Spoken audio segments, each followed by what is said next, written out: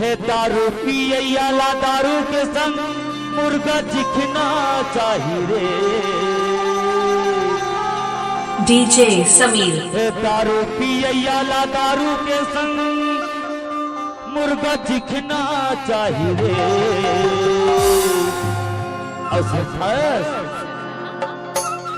प्यार का रैयाला चोरी चोरी ना मिलना चाहिए।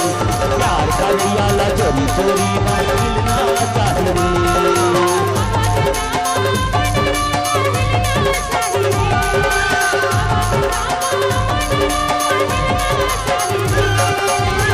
डीजे समीर।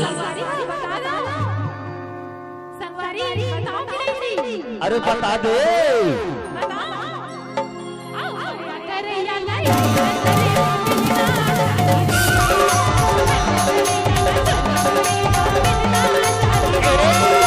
दारू पिए याला दारू के संग मुर्गा चिखना चाहिए।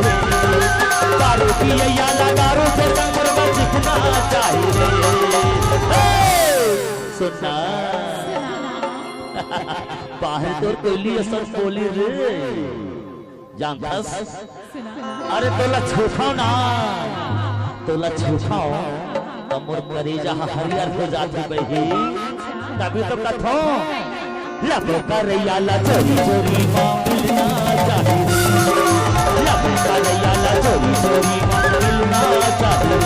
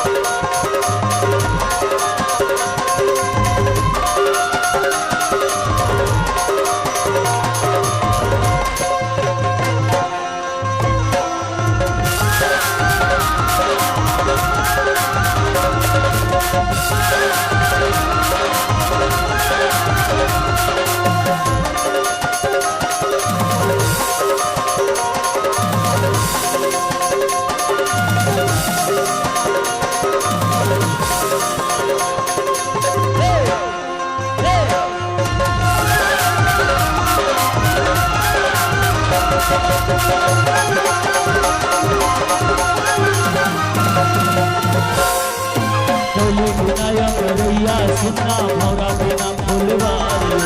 टोली बिना रैया सुनना भौरा बिना फूलवारी। तोर बिना मोर जिंदगी सुनना सुन लेना परम प्यारी। तोर बिना मोर जिंदगी सुनना सुन लेना परम प्यारी। टोली बिना रैया सुनना भौरा बिना फूलवारी। टोली बिना रैया सुनना भौरा बिना फूलवारी। तोर बिना मोर जिंदगी सुनना सुन लेना परम प्यारी। तोर बिना मोर जिंदगी सुनना सुन लेना परम प्यारी। तुमको सियाही वाला लेटर नहीं लिखना चाहिए। तुमको सियाही वाला लेटर नहीं लिखना चाहिए। डीजे समीर। और सुनते हो डार्लिंग एक चीज कहो माँ कसम बहुत खूबसूरत दिखती हो रे। एक तो कहता हूँ लपका करैयाला चोरी चोरी मिलना चाहिए। लपका करैयाला चोरी चोरी मिलना चाहिए।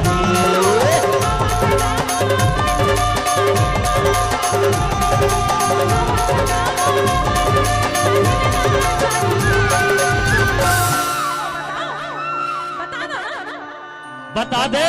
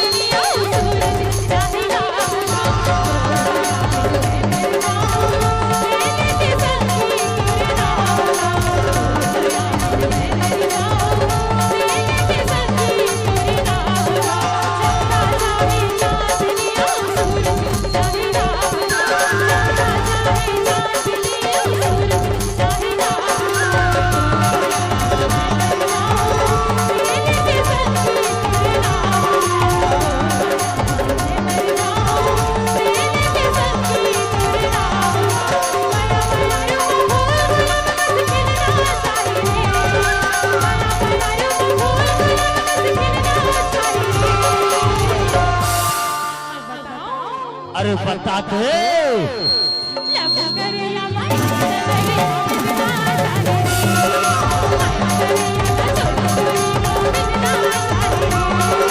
दारू पिया दारू के संग मुर्गा चिकना चाहे रे, दारू पिया दारू के संग मुर्गा चिकना चाहे रे। अरे कैसे साढ़ू गरम हो गए हंसना फुल